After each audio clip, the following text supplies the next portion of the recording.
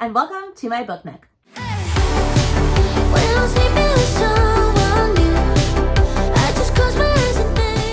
If you're new around here, the name's Rainy Barton. I'm an elementary music teacher and I read books by night, day, all times in between. I have a crap ton of books and I read all different sorts of books. My favorite is thriller, but I also love to read romance, fantasy, historical fiction, all things. So if you're down with that, like, subscribe, and just stick around.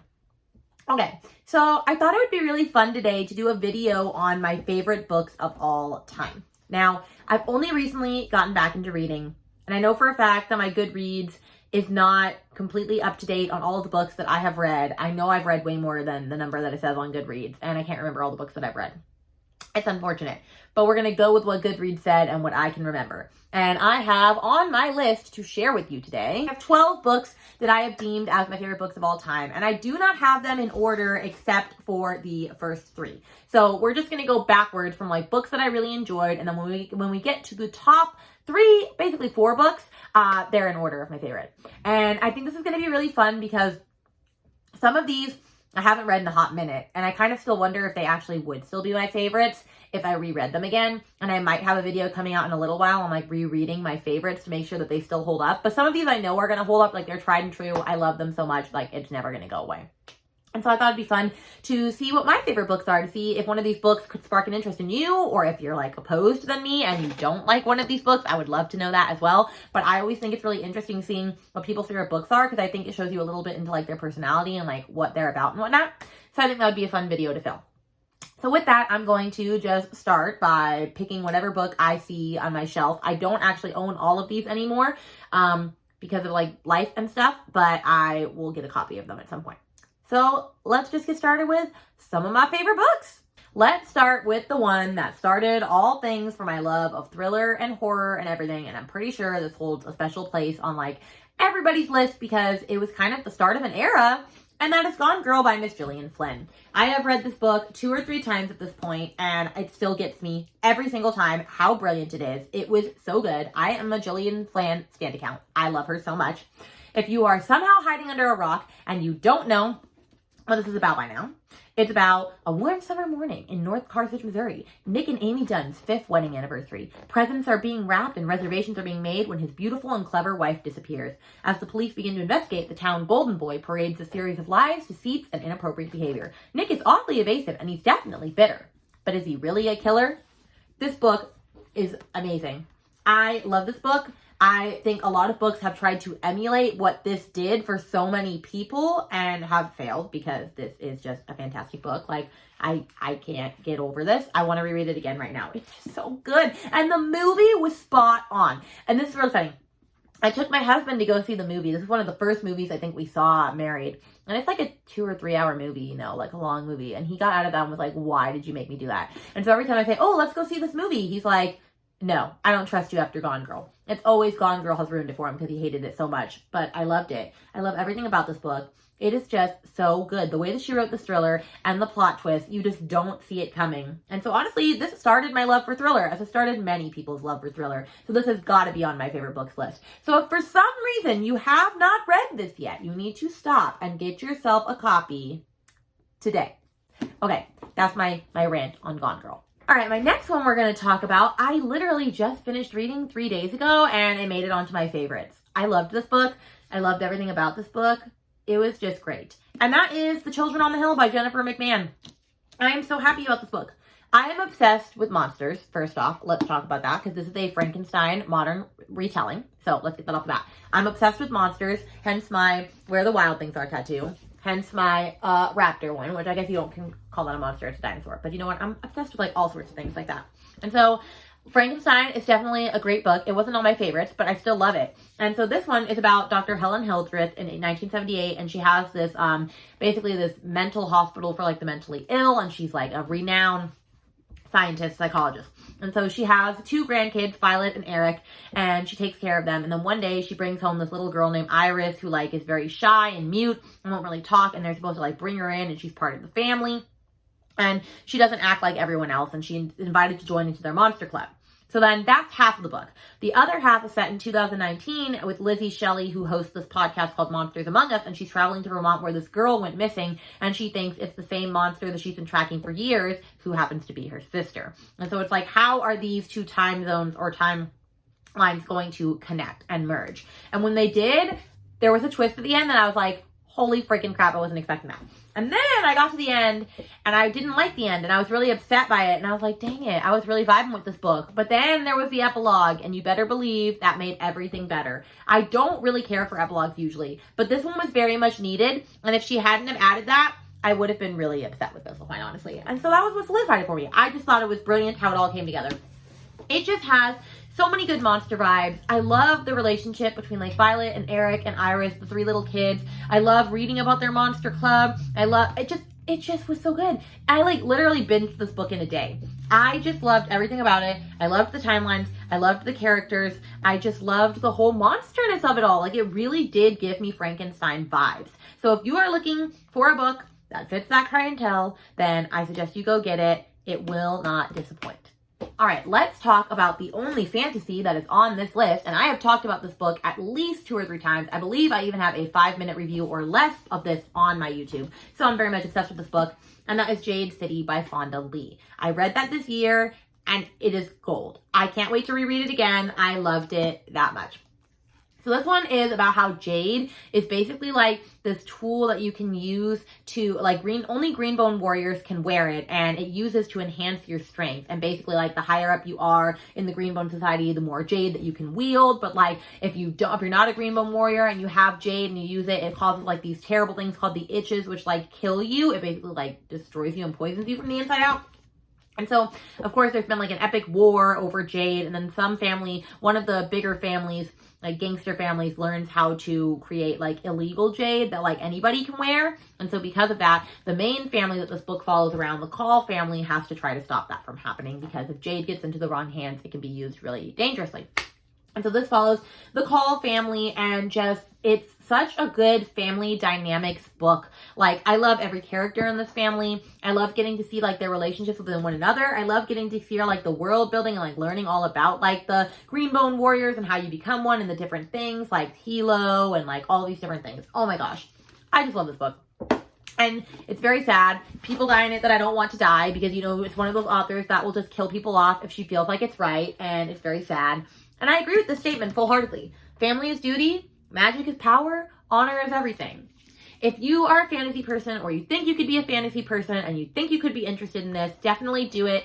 I will say it is high fantasy. So it probably took me about 100 pages to understand what was going on, because there was so much vocabulary and so much world building being built in. But I promise if you stick with it, you're going to love it. I read the second book and absolutely loved it. And I need to read the third book, and I've been slacking off on it because I'm really scared it's going to break my heart, as I've heard it's going to.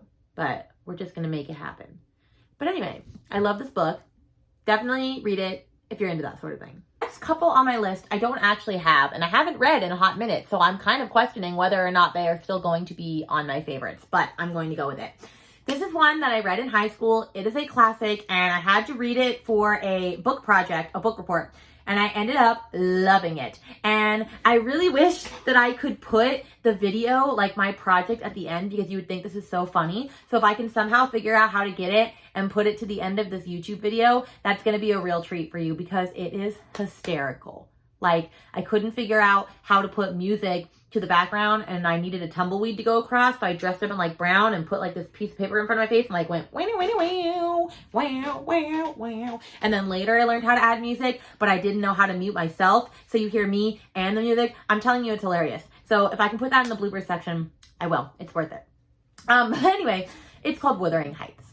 And so Wuthering Heights is by Emily Bronte, I believe. Yes? No? Maybe so? Yes, Emily Bronte. I was right. And so it's about a man that becomes obsessed with vengeance when his soulmate marries another man. So it is about Heathcliff, which is, I'm reading the thing because I haven't read it in a minute. Heathcliff is Kathy Earnshaw's foster brother, and more than that, he's her other half. Like, he becomes obsessed with her and in love with her. They fall in love with one another. And then when forces within and without tear them apart, Heathcliff ends up wreaking vengeance on those that he holds responsible, even into his second generation. And so he tries to attack Edgar, which is the woman that she ends up with, or the man that she ends up with. And this book is so good. But Heathcliff is extremely abusive. They're in a kind of like a toxic situation, but like the way that they are to each other, but then it's also just like this powerful love story. And then like it's also a powerful revenge story. Like, you know, when all the shit goes down, like it is intense. This book is so good. I will say though, it's written in that old-fashioned languagey style because it is a classic. It was written a long time ago. So if you're not into that, you might not be into this. But I loved it. It's just so good. Like, it is a good for them revenge story. So if you are into that, please go read this. I can't wait to read it again.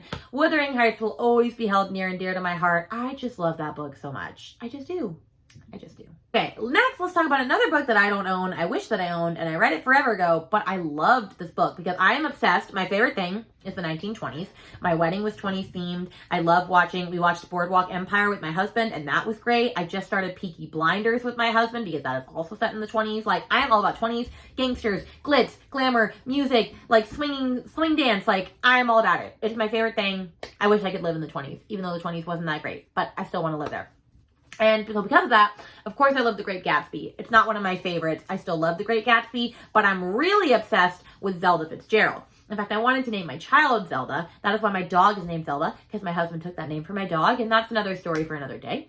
But I'm obsessed with the Fitzgeralds in general, especially Zelda. And so a book that I loved was Z, A Novel of Zelda Fitzgerald by Therese Ann Fowler. And so I'm going to look at what it says really quick because it's been a minute since I've read it. But it basically says it's a dazzling novel that captures all the romance, glamour, and tragedy of the first flapper, Zelda Fitzgerald. When beautiful, reckless Southern belle Zelda meets F. Scott Fitzgerald at a country club dance in 1918, she's 17 years old and he's a young Army lieutenant stationed in Alabama. Before long, the unforgettable Zelda has fallen in love with him despite his instability. Scott isn't wealthy or prominent or even a Southerner, and he keeps insisting absurdly that his writing will bring him both fortune and fame. Her father's deeply unimpressed, but after he sells his first novel, This Side of Paradise, to Scribner's, Zelda optimistically boards a train north to marry him in the vestry of St. Patrick's Cathedral and takes the rest of it as it comes. So it's kind of like, a memoir-esque, but it's not written by her, obviously, like about her life and like her being with F. Scott Fitzgerald, who wrote The Great Gatsby and This Side of Paradise and all of those things. And I loved it. I'm like I said, I'm obsessed with that sort of stuff. Like, this book was just so good. Like, I wish there was more of it. Like, I would reread this again if I could. So if you're into like 20s era, Zelda Fitzgerald, like hearing about like that side of it in like a cool like story sense, because obviously she wrote it more story-esque, like not all of this is like probably true-esque, but like the whole like the bones of it are like how they met and like their life and all of that, then you would be really into this. Oh, I love this book so much. I need to get a copy of it. It was just so good, but I definitely recommend it. Okay, this next one I do own. However, it's in the office on the other, or not the office, it's in my bedroom on the other side because it's with all my Jodi Picoult books. Because if you don't know by now, Jodi Picoult is my favorite author. And so, of course, I had to have one of hers in the stack. And it's funny because I actually picked her debut novel as my favorite. And I love that book so much. I've read it 3 times and it gets better and better every time. And that is Songs of the Humpback Whale. Oh, it is such a beautiful story. So this one is about an emotionally charged marriage that changes come in one explosive moment. For years, Jane Jones has lived in the shadow of her husband, renowned San Diego oceanographer Oliver Jones, but during an escalating argument, she turns on him with an alarming volatility. In anger and fear, she leaves with their teenage daughter Rebecca for a cross-country odyssey charted by letters from her brother Joey, guiding them back to Massachusetts' Apple Farm, where a surprising self-discovery awaits. And Oliver is an expert at tracking humpback whales across vast oceans. He's going to search for his wife across the continent and find a new way to see the world, his family, and himself through her eyes. So it's kind of like, what is that movie with Julia Roberts where she leaves her husband and pretends to like fake her death, but he finds her anyway? Oh, what is that called? I'm going to put it down on the screen if I remember. But it's basically like kind of like that, except for like he's not a serial killer, obviously, because she doesn't write like serial killer books. But yeah, so she leaves her abusive relationship and he ends up trying to track her down to like fix it, I guess, or see how it could go. This book was beautiful. I just loved everything about it. The way it was written, you really feel for our main character, Jane, and her daughter. They're just wanting to live like a better life. I've read this book, like I said, 3 times. And it's funny that it's her debut because I think it's one of her best ones. I mean, I've read all except for like 3 of them. And I just loved this. Like, it was really like, I don't know, it had like that whole like fall, like cozy, like honestly Harry Met Sally type vibes, even though it's not anything like Harry Met Sally, like even a little in the slightest. But yeah, I definitely recommend it. If you're wondering where to start with Jodi Picoult, yeah, you could read My Sister's Keeper and like it's good and all, but like nothing holds a candle to the Songs of the Humpback Whale for me, if we're being honest here. So go read it. All right. Another book that I read this year that I don't have a copy of because my mom is currently reading it, but it made it onto my best books of all time as of this year, and that is The Push by Ashley Audrain. That is her debut novel, and I loved it so much. So if you don't know what it's about, The Push is about Violet? No, is it Blythe? Okay. The book is about Blythe and her husband, and I can't remember the husband's name right now. He's a douche canoe anyway. He's not a great character. And they're together, and she basically doesn't want to have kids because her mom was such a terrible mom and like should never have had kids, and so she didn't want to be like her mom, but she ends up getting roped into having a kid with her husband, and she has this little girl named Violet, and she just can't seem to form a connection with Violet, and it seems like there's something like seriously wrong with Violet, but like the husband doesn't like think anything's wrong with her, and so then she basically ends up having another kid, and it's a son, and she has that relationship that she's always craved with her daughter, and she thinks, wow, I finally get what it means to be a really great mom, but then she's still struggling because Violet is like doing all of these things, and like no one's believing her that like Violet might actually be a problem, and maybe it was never her that was the problem, it was her child.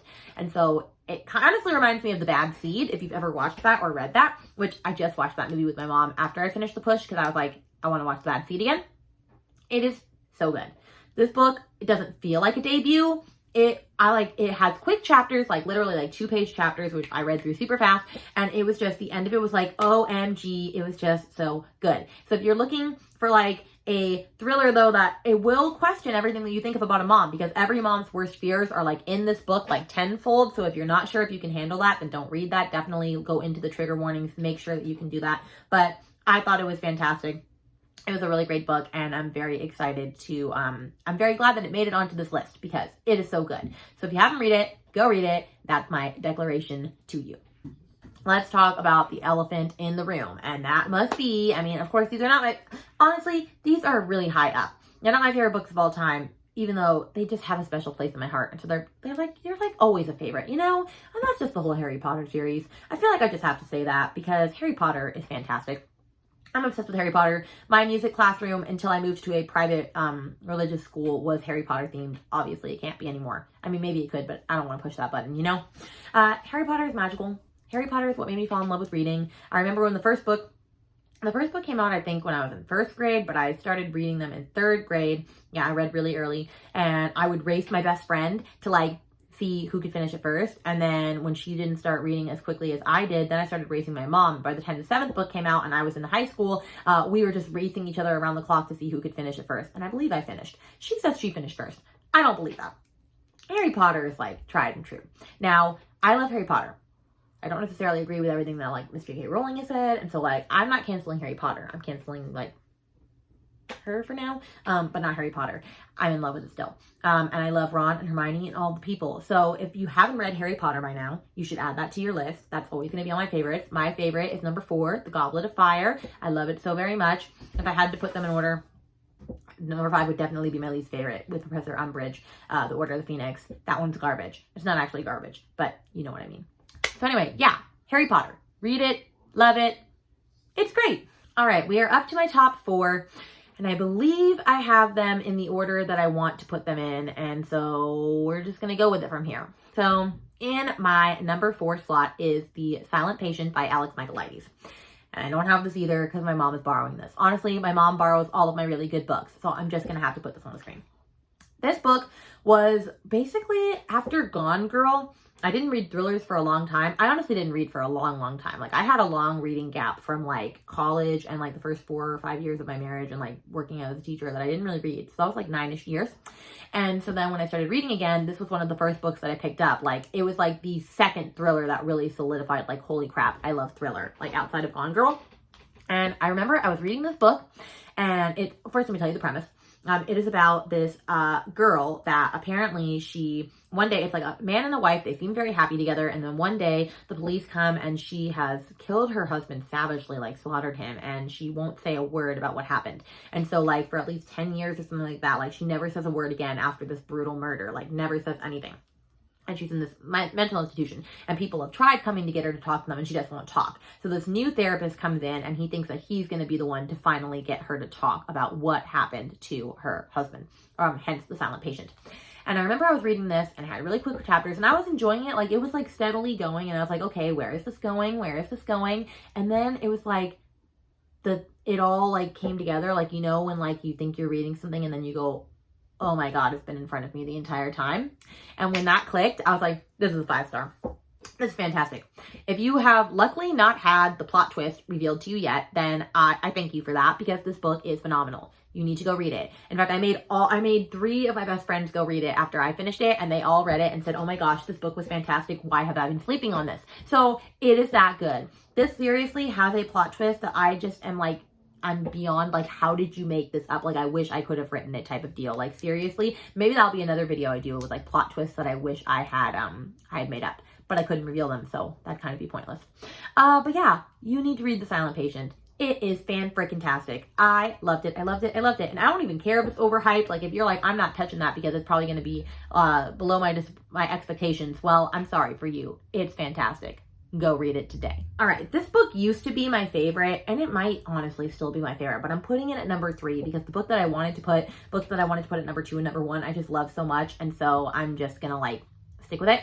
And that is The Catcher in the Rye by J.D. Salinger. I have read this book the most out of any books that I've read because I don't reread books. If you're new here around here, I don't reread books. I don't care to reread books. I think that's just weird. Why would you reread a book if you know what's going to happen to it? Especially thrillers.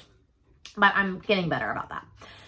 So anyway, it's by J.D. Salinger. It's The Catcher in the Rye, and it's literally just about this 16-year-old boy named Holden Caulfield who he's been expelled from his prep school, and he's all confused and disillusioned, and he searches for truth against the phoniness of the adult world. It's basically a big coming-of-age story, and he's very exhausted. He's emotionally unstable. I think he's in a mental institution at one point within this book. But it's basically just a coming-of-age story about what happens to him after he gets expelled from that prep school and, like, the summer between that and, like, the next part of his life. And I love this book, one, because he goes on a bunch of tangents. Like, he'll be talking about something, like telling you about his story, and then he'll jump to like some random little story, like about a pimp and something that happened to him when he got like beat up by a pimp or something.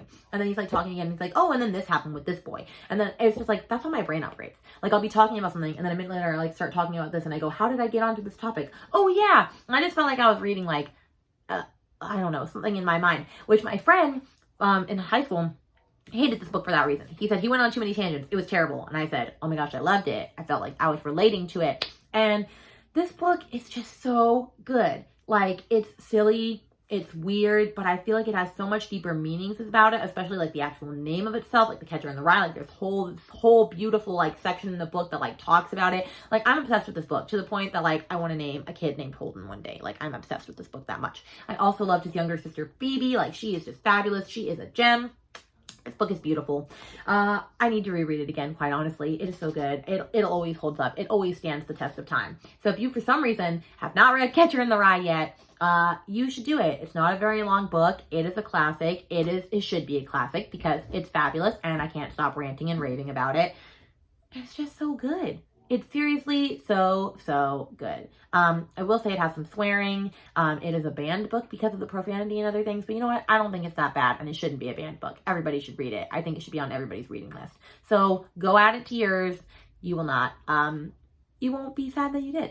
Okay, we're on the last 2 of my favorite books. And this one I have talked about on this channel probably 3 or 4 times this year already.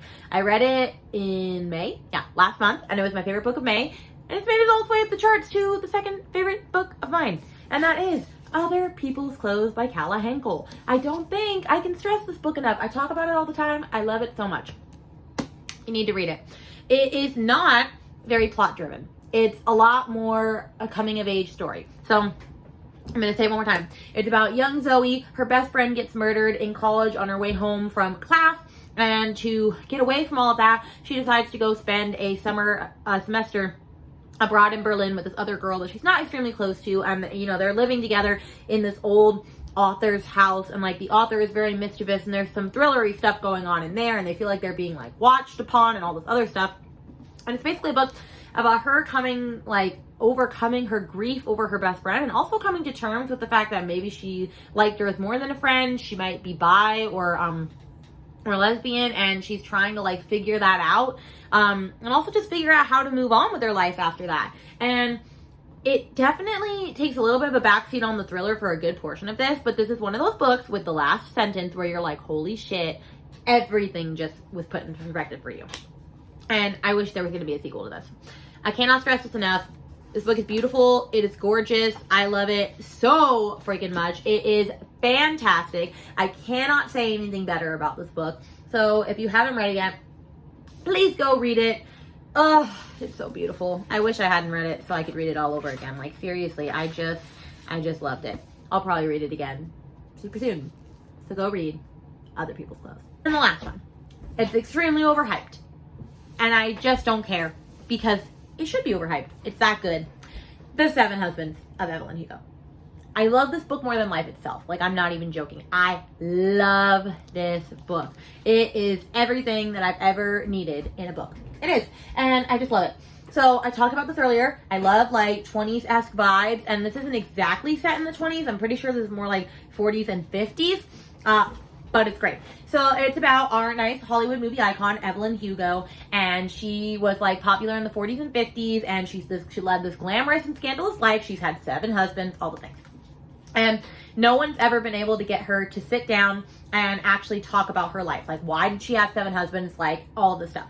So one day she chooses this random nobody girl at this little magazine place or editorial newspaper place and says, I want to give you my entire expose, life story. We're going to film it right now. I want to tell you about the real, true love of my life and all about my story. And of course, there's a reason she chose her. I'm not going to say like why, like it all ties together later. And like at the end, it is so tragically sad how this book ends, but it is beautiful. And I loved hearing all of the stories about it. And what I love the most about Taylor Jenkins Reid is how all of her stories are intertwined. Like one of the characters in this is in Malibu Rising, which is in Carrie Soto, which is the new book of hers, which Daisy Jones mentions, I believe this. I mean, seriously, like all of them are like interconnected in some way. This book is fantastic.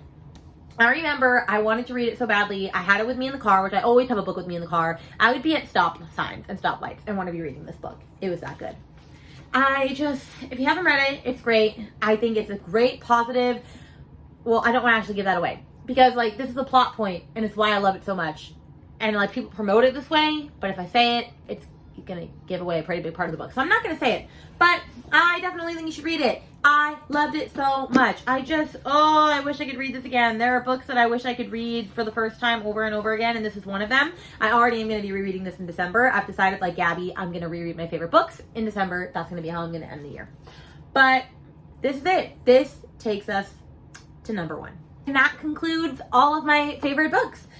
Those are the ones so far. I'm sure I'm going to get more as time goes on, especially with like some books that I'm going to be reading super soon that I hope make their way to the top.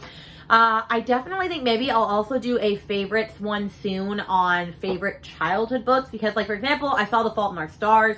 I love that book, but that is not like a favorite now. It's a favorite back then. So maybe I'll do like a past favorites, like young Rainy favorites one. Let me know if you would like to see that in the comments. Drop it down below if any of these books are on your favorites list as well, or if there's any of them that you definitely want to read sooner than later. If you're going to read any sooner than later, I definitely recommend Evelyn Hugo and Other People's Clothes.